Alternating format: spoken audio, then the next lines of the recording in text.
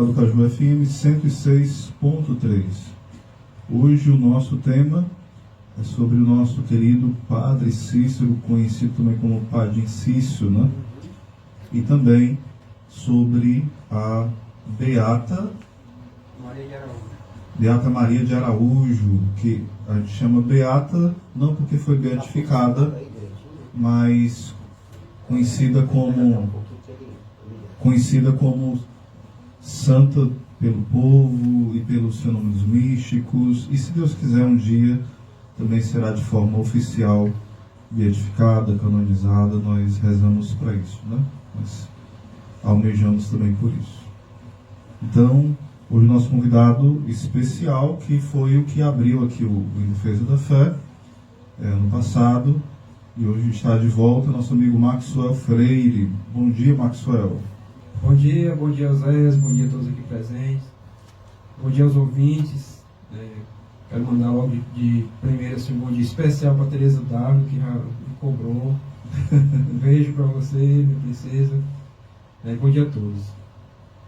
Tem que mandar para outra, senão depois ela vai reclamar quando ver a gravação no dia, né? Que tinha maior aí. Bom dia para a Dulce Maria e para a Germana, né? Isso, senão a turma todinha, né? Senão complica. Pronto, nós vamos começar a falar um pouquinho do nosso querido Padre Cícero, onde existe várias versões. Hoje nós vamos falar de uma versão que infelizmente não é muito conhecida, né? E pouco se divulga. A versão de fato geralmente existem, aliás, três versões, né? A versão mais popular, onde só se fala mais a parte popularizada do Padre Cícero. A outra parte é a parte onde se faz muito só críticas, e a outra, que é a bem mais desconhecida, onde se fala da santidade dele, do conhecimento, do protagonismo de uma vida virtuosa, mística, profunda, intelectual. E é dessa terceira parte, que se liga também a essa vida piedosa que o povo bebe, que nós vamos falar. Então, Maxwell, pode ficar à vontade para partilhar conosco aquilo que você já bebeu dessa espiritualidade do nosso querido Padre Cícero. É bom a gente falar logo assim de começo, né, que a história que é conhecida do Padre Cícero é uma história do Padre Cícero político, né, o Padre Cícero que se desviou, desobedeceu a igreja, o que não é verdade. E também, a gente sabe que o Padre Cícero foi muito perseguido porque ele combateu muito o comunismo. E ele é mais um desses padres aí, como outros, até mundialmente famosos, né, Dom Futushi, Dom Vidal, que perseguiram forças maiores e foram, de certa forma, calados, né, esquecidos, jogados na lata do esquecimento. E o Padre Cícero ele combateu muito ao comunismo. Na época ele combateu a coluna Prestes, né, que estava tentando dominar o Brasil, e ele combateu muito, ele batia de frente, ele escrevia, ele falava nas suas homilias. Então, depois que ele faleceu, eles tentaram jogar ele no lado do esquecimento. Mas o Padre Cícero, ele nasceu no Crato, vamos começar aqui a história do começo, ele nasceu no Crato. E ele sempre foi muito piedoso, né? Ele, no caminho de casa para o colégio que ele estudava, tinha uma igreja, que hoje é a Catedral lá do Crato, Nossa Senhora da Penha. E aí, nesse caminho, ele sempre passava na igreja. Ele voltava do colégio, ele entrava na igreja e ficava lá longos períodos. E um dia, quando ele fez ele por volta dos 12 anos, o pai dele deu a ele um livro de São Francisco de Sales. Aí a gente vê a importância dos livros, né? Dos bons livros, né? São João Bosco dizia que um bom livro pode salvar uma alma, e um mal pode perdê-la. E aí ele ganhou esse livro, São Francisco de Sales, e depois da leitura do livro, ele se decidiu a se consagrar a Deus. Ele com 12 anos. Ele com 12 anos foi na catedral, lá, hoje catedral, na época não era, Nossa Senhora da Penha, e lá ele faz o seu voto de castidade. Depois ele vai para o seminário, passa um período no seminário, mas é obrigado a voltar porque o pai dele morre. Ele sai do seminário, volta para casa para assumir, né, o papel de homem da casa, porque só tinha 2 irmãs e a mãe. Então ele volta. E aí aqui já começa a vida mística do Padre Cícero, né? Quando ele volta para casa, ele muito triste, porque o sonho dele era ser padre e ser professor. E aí ele em casa um dia ele tem um sonho, ele sonha com o pai dele, né, e no sonho ele estava cansado, meio-dia depois do trabalho, almoça e vai para a Redinha, né? Rede Cearense. E aí lá ele sonha com o padeiro disse para ele: Cícero, não abandone os seus livros. Aí quando ele desperta, ele vê aquilo como uma intervenção divina, que ele tinha que voltar para o seminário. E aí ele vai atrás do padrinho dele, fala com o padrinho vai se responsabilizar em pagar tudo para ele. Aí ele vai, manda ele para o seminário da Prainha, Fortaleza, e lá ele é ordenado sacerdote. Quando ele é ordenado sacerdote, ele volta para a terra dele, para o Crato, querendo ficar em Crato. Ele queria ser sacerdote lá e ser professor. Mas os caminhos de Deus nunca são como a gente quer, né? Às vezes a gente... O livro dos Provérbios diz que o homem planeja seus passos, mas é Deus que os guia. E aí ele, um dia, é convidado para celebrar a missa de Natal no povoado de Tabuleiro Grande, hoje é Juazeiro. Na época tinha 50 casas só. Dessas 50, apenas 14 casas eram de alvenaria, as outras eram todas casas de palha, casas de taipa. Era um lugar bem pobre. E ele vai celebrar a missa de Natal. Ele celebra, e aquele povo lá, o povo bem simples, o povo gosta muito da missa dele, da piedade dele, do sermão dele, né, que embora muitos digam que ele tinha um sermão fraco, mas ele tinha um sermão muito direto. Ele batia de frente com as coisas da época. O sermão dele era: quem matou não mate mais. Era uma época de muitas guerras entre os coronéis, né, de muitos jagunços, muita morte. Aí ele: quem matou não mate mais, quem roubou não roube mais. Então o sermão dele era basicamente assim, era fundado nos 10 mandamentos, mas aquela coisa bem direta, né? bem simples. Sem muita teologia, digamos assim, porque ele estava falando para um povo bem simples. Então ele tinha que falar do jeito que o povo entendesse. E aí o povo convida ele a ficar celebrando lá, e ele fica celebrando uma vez por mês. E aí tem outro grande sonho dele, né, que alguns dizem que não eram sonhos, que ele tinha realmente visões e eixos, mas ele sempre dizia que eram sonhos. O que é normal nos santos, né? São João Bosco, né, também tinha grandes visões, mas sempre afirmavam que eram sonhos. Não que ele estivesse mentindo, mas é porque um eixo, de certa forma, parece com um sonho, né? Então, o santo, ele procura sempre se diminuir, né? Ele procura sempre se esconder, sempre ser humilde. E esse sonho foi muito profético, parece isso. Ele celebra a missa para o povo, e depois ele vai para um colégio, ele ficava confessando o povo durante o período do dia inteiro, lá nesse colégio. E na hora do almoço ele se deita sobre uma mesa, se debruça sobre uma mesa, né, sentado, debruçado na mesa, e ele dorme. E aí ele começa a sonhar, ele vê os apóstolos montando a mesa ali naquela sala que ele estava, para a última ceia. Depois Jesus entra, celebra a última ceia, todo que a gente já conhece, né, da palavra de Deus. E quando Jesus termina de celebrar aquela ceia, né, a última ceia, ele se vira para o Padre Cícero e chama ele.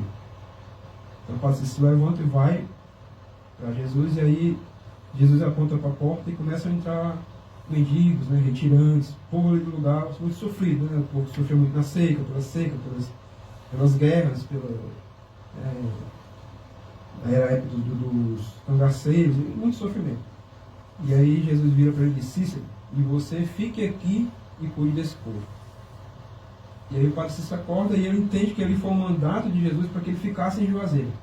Na época ainda estava no Grande, né? E aí ele resolve ficar lá. Fala com o bispo, Fortaleza, o bispo permite, e ele fica, começa a fundar lá igrejas e a trabalhar lá. Se torna o pároco de Juazeiro. Até ali ele tinha uma vida, entre aspas, comum. Embora eu tivesse muitos sonhos proféticos, existiam outros sonhos, ele teve vários sonhos.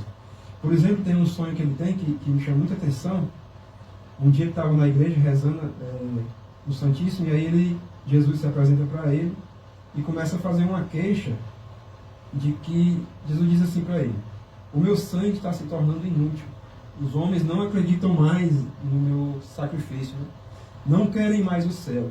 Começa a fazer uma queixa. Essa queixa que Jesus faz para Padre Cícero nessa época, ela é muito parecida com a mesma que Jesus vai fazer para Padre Pio, tá? Pelos anos de 1960, né? Que Jesus aparece para Padre Pio e começa a falar que o povo não acredita mais no sangue dele, o sangue está se derramando à toa, o sangue foi derramado à toa. E é uma queixa que Jesus faz ao longo da história, não é só para ele. E aí, naquela época não existiam comunicações como hoje. E nesse sonho, o Senhor Jesus Cristo diz para o Padre Cícero que que está lançando no mundo uma nova devoção, né, que é a devoção ao Sagrado Coração de Jesus. E que se o povo não aderisse àquela devoção, ele destruiria o mundo. O mundo não passaria mais de 100 anos. Quer dizer, ali era a última chance, né, digamos assim. E o Padre Cícero fica muito tocado por essa visão, até que ele compra a imagem do Sagrado Coração de Jesus, coloca na igreja de Martelor, que está até hoje uma imagem também natural, feita de madeira, muito bonita. Eles ficam muito tocados. E aí o Padre Cícero trabalha lá, mas tem uma vida, entre aspas, normal. Tirando esses sonhos proféticos, era bem normal de qualquer padre, né? Confessar, celebrar. E ele funda, olha a piedade que ele tinha, um grupo de oração que rezava em desagravo ao Sagrado Coração de Jesus, que era exatamente o grupo onde estava a Beata Maria de Araújo. Eram mulheres que rezavam, né? Mulheres jovens, donzelas, que usavam um hábito. Elas não eram freira no sentido restrito da palavra, mas ele não podia fazer isso, né? Tinha que ser com o bispo. Mas ele funda aquele apostolado de oração e separa essas mulheres. E elas tinham como costume passar noites em oração, em desagravo ao Sagrado Coração de Jesus. Elas iam para a igreja acompanhada com seus irmãos, alguns com o marido, e o Padre Cícero passava a noite confessando os homens, catequizando, e elas rezando em desagravo ao Sagrado Coração. Faziam vigília a noite inteira. E uma dessas noites, a vida do Padre Cícero muda para sempre. De um sacerdote normal, né, ele passa a ser um homem muito visado pelo Brasil inteiro e pelo exterior. Simplesmente por um milagre. Em uma dessas vigílias, que estava lá a Beata Maria de Araújo, né, aí começa toda a história deles. O Padre Cícero dá a hóstia à Beata e a hóstia se transforma em sangue na boca dela. E ela passa, ela esconde, coloca a mão na boca e fica ali, né, ela ficou em êxtase. A missa termina, ela estava lá em êxtase com a mão na boca. Quando ela desperta, né, ela tira a mão e vê a mão suja de sangue. E ela corre atrás do padre e mostra ele e mostra a boca, o sangue escorrendo. E o Padre Cícero manda que ela consuma, né, e ele limpa ela toda a mão e guarda. E fica calado. Né? Só que isso começa a se repetir. Toda vez que a Beata comungava, toda missa, quando ele dava a hóstia se transformava em sangue. Por vezes ela se transformava em sangue totalmente na boca dela. E ela consumia, às vezes escorria na boca, nas mãos. Outras vezes a hóstia se transformava em carne. Ele tomava a forma de um coração e ficava pulsando em cima da língua dela. E ela tinha certa dificuldade em ingerir. Outras vezes, quando ele botava a hóstia na língua dela, ela começava a transformar em sangue, o Padre Cícero tirava, colocava na mão dele e ela terminava a transformação na mão dele. Ia se tornando totalmente sangue. E o Padre Cícero tentando manter aquele silêncio, né, tentando calar, tentando levar da melhor forma possível. Mas um dia que ele recebe a visita de um padre que era reitor do seminário de Crato, o Padre Cícero resolve desabafar, né? Contar o que estava acontecendo. Aquilo que ele estava guardando ali, só quem sabia era ele, a Beata e algumas outras Beatas, Beata Mocinha, que eram mais íntimos. E o Padre Cícero vai e resolve contar para esse padre. Esse padre vai testemunhar, né? Quer testemunhar o fato. E ele vai a uma missa do Padre Cícero, observa aquilo acontecer, celebra outras missas, que também dá a hóstia a Beata, e a hóstia também se transforma em sangue, porque era qualquer padre, não era só o Padre Cícero. O padre que desse a hóstia a ela, a hóstia transformava em sangue. E aí esse padre fica muito entusiasmado. Volta para o Crato, espalha para todo mundo e organiza uma caravana com quase 5.000 pessoas para ir ver o milagre. Leva esse pessoal a pé, de Crato a Juazeiro. Todo mundo vai, chega lá, o padre celebra a missa, todo mundo testemunha o milagre. Né? Imaginem 5.000 pessoas testemunhando um milagre como esse. Né? E aí se espalha totalmente.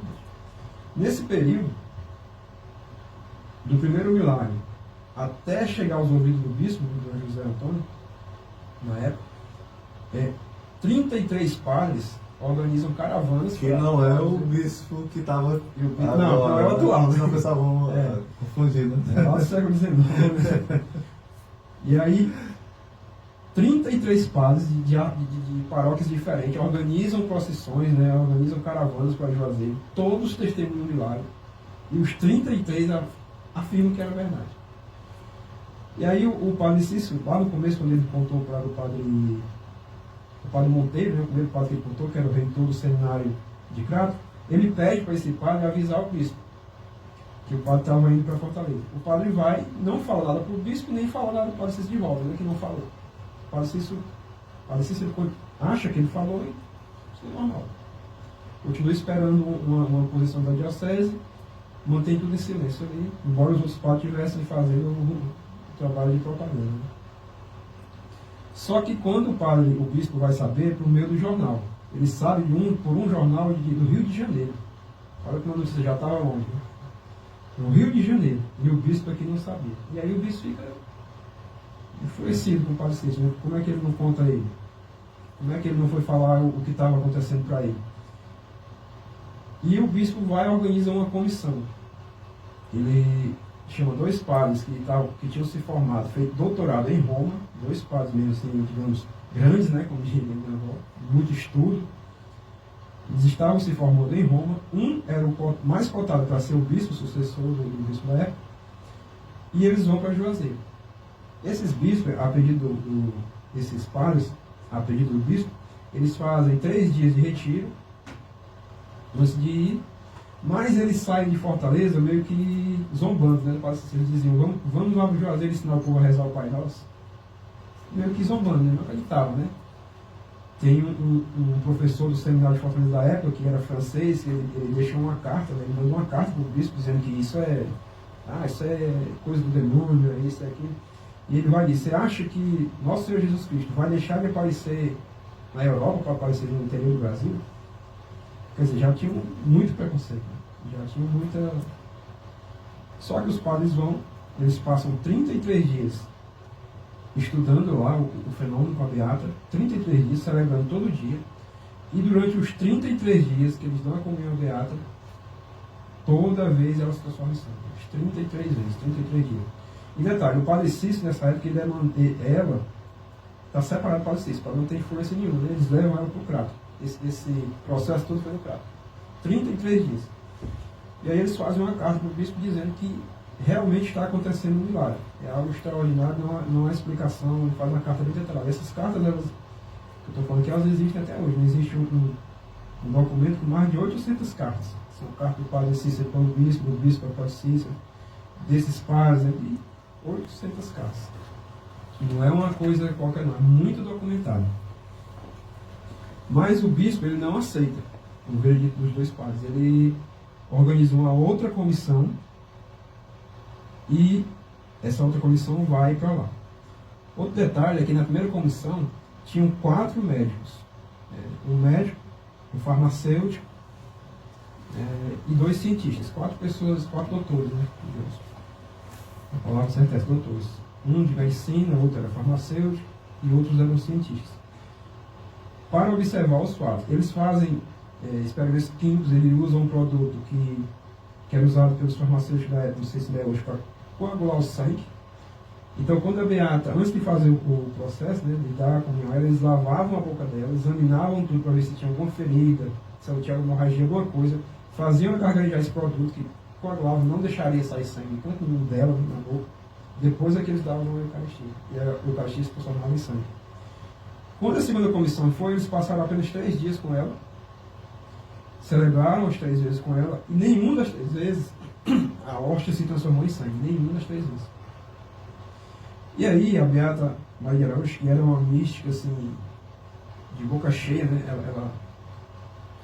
ela desde pequenininha, ela brincava com um menino desconhecido. Esse menino aparecia para ela, brincava com ela, depois sumia.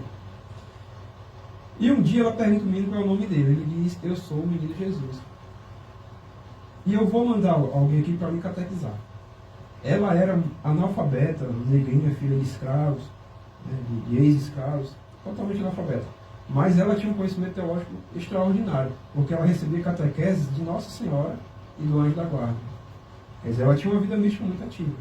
Ela conversava, ela tinha colóquios, né, com o Nosso Senhor Jesus Cristo. E na hora que o padre dá o chela, o padre começa a zombar dela no 3º dia. Cadê o Beata? Cadê o milagre? Nós descobrimos aqui a sua, né, a mentira e tal, aí, Truques, essas seus coisas, truques, né? né? Eles acreditavam que era obra do demônio. E aí o que ela faz? Né? Ela faz talvez aos olhos humanos o grande erro da vida dela. Né? Mas ela diz para ele: Nosso Senhor manda lhe dizer que o milagre não acontece porque o Senhor Padre não está em estado de graça. E aí o padre vira, fica maluco, bate nela, ele bate na mão dela com uma palmatória e sangra a mão dela todo. Tem até um documentário que mostra, é, né? Isso aí bem direitinho, não sei se você chegou a... Já. Ele sangra a mão dela de bater. Ele mesmo judia muito com ela e aí ele manda prender ela, né? Ela vai presa, ela fica presa. Ela é levada embora de lá, de Juazeiro, expulsa, né? Ela sofre muito. A Beata Maria de Araújo, ela é assim, ela é um caso à parte, né? A gente conversar sobre ela demandaria muito tempo. Mas, tentando resumir tudo aqui, ela, depois disso, começa o grande calvário do Padre Cícero, porque ele começa a ser perseguido como mentiroso, né?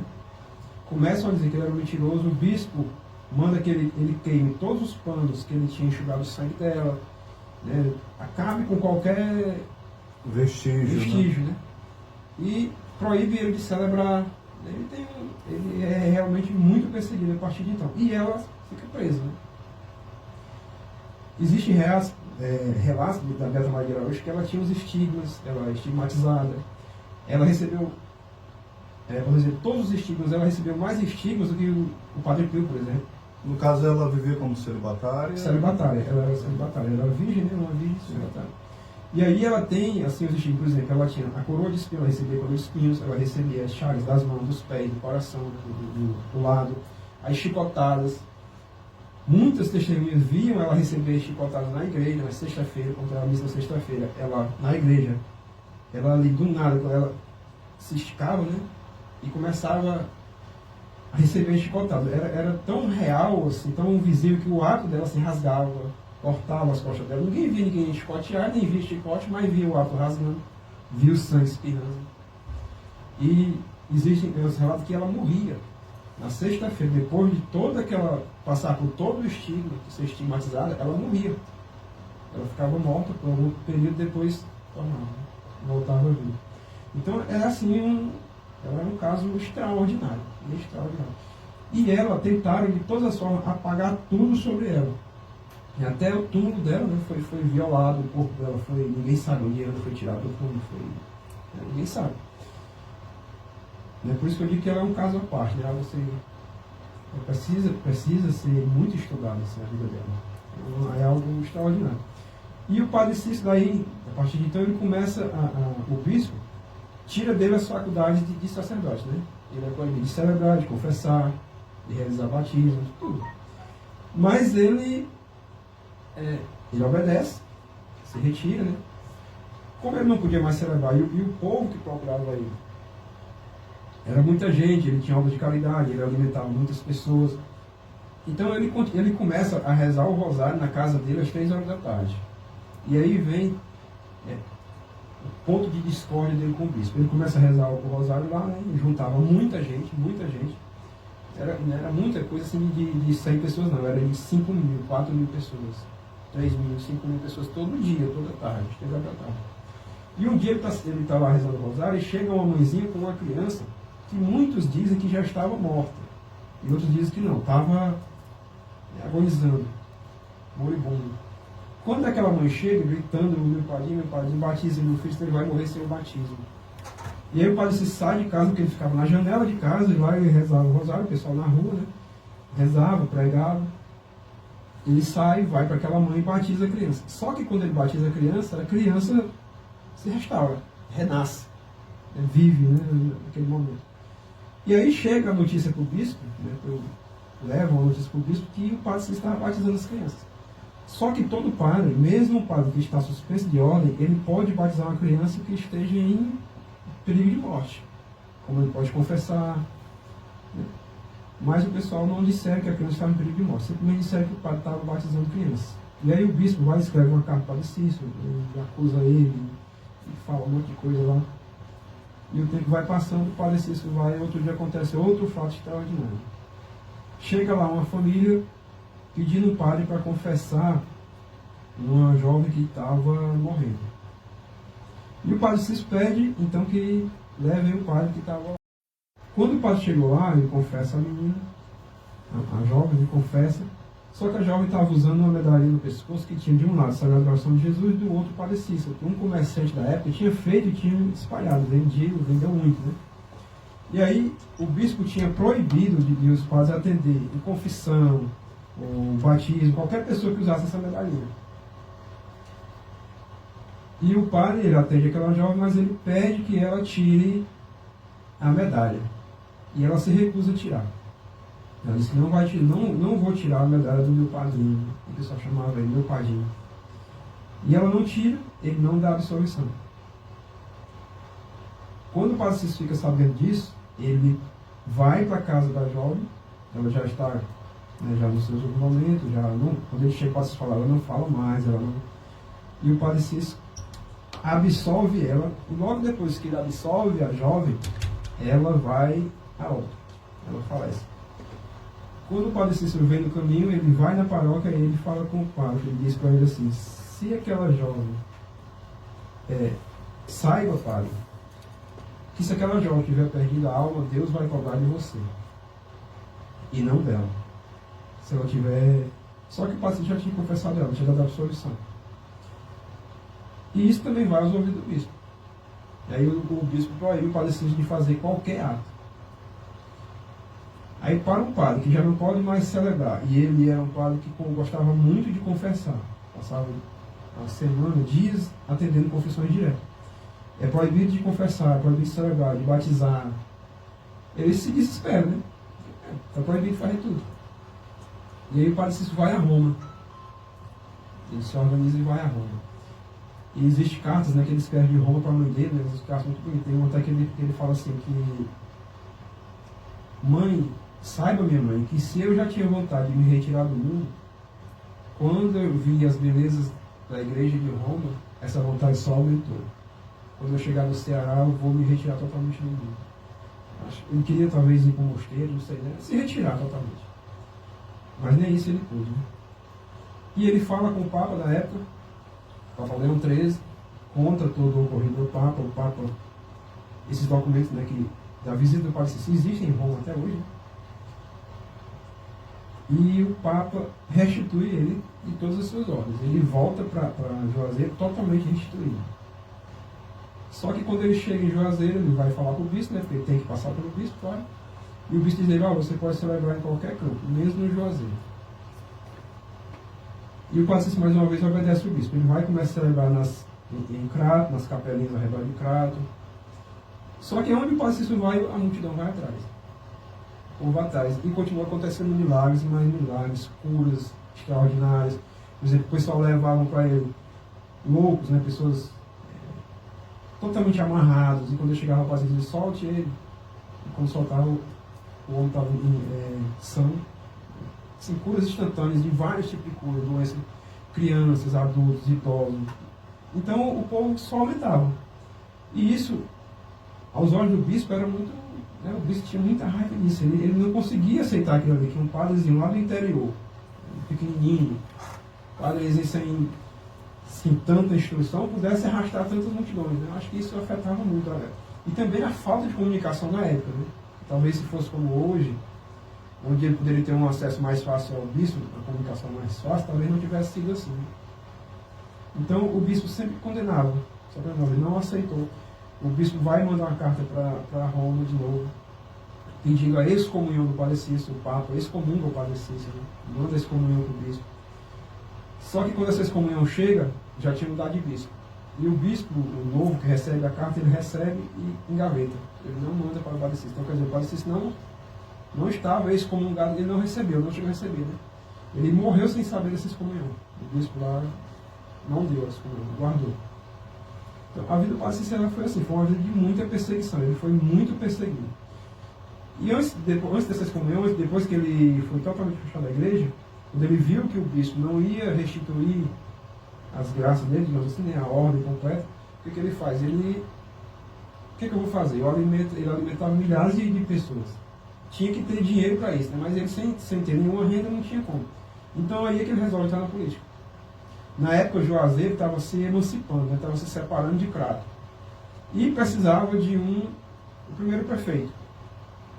As duas pessoas que estavam cotadas para ser prefeito, um era um coronel, uma pessoa muito briguenta, né, que o Padre Cícero via que não ia dar certo, e o outro era o Dr. Foro Bartolomeu, que era um homem, embora fosse amigo do Padre Cícero, era um cara que armava muito, era muito ambicioso, e o Padre Cícero via também que não ia dar certo. De lado, um homem sanguinário, do outro, um cara Avarento. sem escrúpulos, né, um cara avarento, um cara muito... E o Padre Cícero, não, eu vou. E quando ele disse que vai, o povão aceita assim o povo apaixonado pelo Padre Cícero, ele entra na política, ele faz o município crescer muito, ele desenvolve muito o município da época, depois ele se torna vice-governador do Ceará, né? E isso foi visto então pelos bispos da época como um ato de desobediência muito grande, né? O padre estava na política. Só que ele estava suspenso. Não é um ato de desobediência estritamente, porque ele estava suspenso de ordem. Ele não estava em celebração. Mas isso causou um grande tumulto. Daí que o Padre Cícero ficou por todo esse tempo, né, até agora o Papa Bento XVI, como excluído da igreja, né, suspenso de ordem e até excomungado. E, assim, eu vejo assim, uma coisa que me fez abrir muitos olhos do Padre Cícero foi quando, não lembro agora o ano, mas quando o Papa Bento XVI pediu que fossem reabertos os processos sobre o Padre Cícero. O Papa Bento XVI, que era um cara muito ortodoxo, né, que a gente conhece muito, assim, um teólogo que é considerado como um dos 3 maiores teólogos da igreja, né, foi considerado aí por muitos, um gigante. E ele, lá em Roma, pediu para abrir o processo de um padre aqui no interior do Ceará. Isso aos meus olhos me abriu muito. Eu preciso conhecer mais sobre o Padre Cícero, né? Na época até, graças a Deus, fui para lá, fui a Juazeiro, acho que 2 ou 3 vezes. E agora falando assim de Juazeiro, a cidade, lá tem uma coisa que é muito interessante. Tem um padre da época lá, um padre de Juazeiro, que ele falava assim: os ricos vão a Roma, Monsenhor de Sabarreto, os pobres vão a Juazeiro. O Juazeiro, ele tem assim, Canidé, né? Acho que qualquer lugar que você vai que tem essa área grande, tem um cheiro diferente. A cidade é diferente, né? Mas o Juazeiro, ele é mais diferente ainda. Porque o Juazeiro é como se fosse uma extensão do Padre Cícero. Lá se você vai na farmácia, farmácia é Padre Cícero. Se você vai no mercantil, mercantil Padre Cícero. Hospital é hospital, Padre Cícero. O povo vive, é uma cidade que não tem outras formas de renda, digamos assim. Então ali, a religiosidade ali, ela entrou assim, de uma forma gigantesca. Você vê o pessoal rezando o rosário nas praças. Eu fiquei assim abismado. Qual é a outra cidade que você chega e você vê, você pode até ver aqui no Pacaju, uns 2 ou 3 radicais com texto na mão. Mas você chegar numa cidade do Porto de Juazeiro e ver pessoas na praça rezando o rosário, a todo momento onde você vai, pessoas sentadas rezando, pessoas de joelho na frente da igreja rezando o rosário não é um texto, é um rosário. Coisa mais comum do mundo. Coisa mais comum do mundo. Eu passava assim, ficava admirado, o pessoal de joelho nas calçadas da igreja, olhando para a torre, né, para a cruz da igreja, rezando o rosário. Meu Deus. Ali todo mundo onde você vai, o pessoal com a camisa, com o rosto do Padre Cícero, o pessoal... É gente usando aquelas vestes como tipo batina, né? Acho que promessa, para todo lado, todo lado. Você fica assim. E lá existe igrejas. Existe até uma igreja lá que é muito interessante, é uma igreja que foi dedicada a São Francisco, que o bispo da época do milagre, ele convidou os franciscanos para ir para lá, ele doou a terra, ele ajudou, ele construiu a igreja, porque ele queria que o povo virasse mais a vista, né, para São Francisco e esquecessem o Padre Cícero. E aí lá existe ainda uma grande igreja dedicada a São Francisco, muito bonita. Só que o povo ia lá na igreja de São Francisco, rezava um pouquinho lá e ia atrás do Padre Cícero. E rezava o rosário na janela do Padre Cícero. Quer dizer, o povo não desdenhou de São Francisco, mas o povo não esqueceu o Padre Cícero. E também tem uma igreja muito bonita lá dedicada a São João Bosco, que é assim, acho que é a igreja mais bonita que eu já vi, que eu já visitei, assim, muito bonita.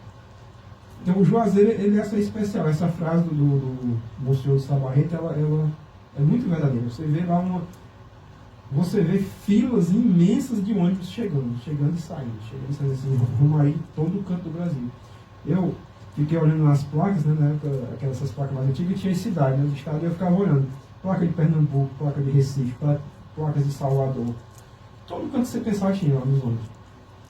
E visitando lá o Horto, né, o Horto parece que tem aquela imagem bem grande, bem bonita. Visitando as ruínas da igreja, né, que ele estava construindo quando morreu, foi suspenso, ele estava construindo uma grande igreja lá perto do Horto. E ela hoje lá é em ruínas. E a igreja de Lafayette está fazendo uma outra, bem grande também, mas não onde ele estava fazendo. Aqui ele está fazendo, estava só em ruínas. Ela tem mais ou menos 1 metro de altura toda. E o povo vão lá visitar as ruínas da igreja de Padre Cícero. Muito belo. E onde você pode conhecer melhor a vida do nosso querido Padre Cícero, sei lá, alguns vídeos, ou documentários, ou livros, biografias. Fica à vontade para nos indicar essa estrada aí para a gente percorrer esse caminho, Maxwell. Livro, para quem quer conhecer o Padre Cícero de uma forma mais íntima, né? Aqui não fala tanto assim sobre os milagres, fala, mas não de uma forma tão profunda. Mas para conhecer o Padre Cícero, é esse livro aqui, da escritora é Amália Xavier de Oliveira. O Padre Cícero que eu conheci. Essa escritora, ela conheceu o Padre Cícero, ela conviveu com ele. E ela disse que almoçava com ele, caminhava com ele, rezava o rosário com ele. Quer dizer, ela fala aquilo que ela viu, ela testemunhou. E aí ela dá testemunhos de alguns das curas, milagres que ele fez. Para conhecer o Padre Cícero, eu acho isso aqui o melhor livro. Mas tem também um livro que foi lançado agora do Padre Gabriel Vilaverde, onde ele faz assim, uma pesquisa mais profunda sobre o Padre Cícero. No caso, sobre as cartas, né? Ele lê as cartas, né? São mais de 800 cartas que tem aqui na diocese. Ele faz um estudo muito mais aprofundado. Existe um documentário também do Frei Gilson, que é com o Padre Gabriel Vilaverde, também muito bom. Ele fala muito sobre o livro que ele escreveu e fala muito sobre o Padre Cícero. Também tem as catequeses, ele fez algumas catequeses sobre o Padre Cícero, também o Padre Gabriel Vilaverde. Né? Sobre a Beata, tem alguma fonte que ele a gente fala pode também, eu tenho 2 livros que falam sobre a Beata, são livros, agora eu não ia falar sobre eles, porque eu não estou lembrando aqui o nome do autor. São livrozinhos menores, mas tem um que ele é até escrito em versos, posso até ver depois o nome em casa. Pronto. Que o rapaz escreveu em versos, ele é um livro bem antigo, ele é datilografado ainda, bem antigo mesmo, sabe? A pessoa fala toda a história dela.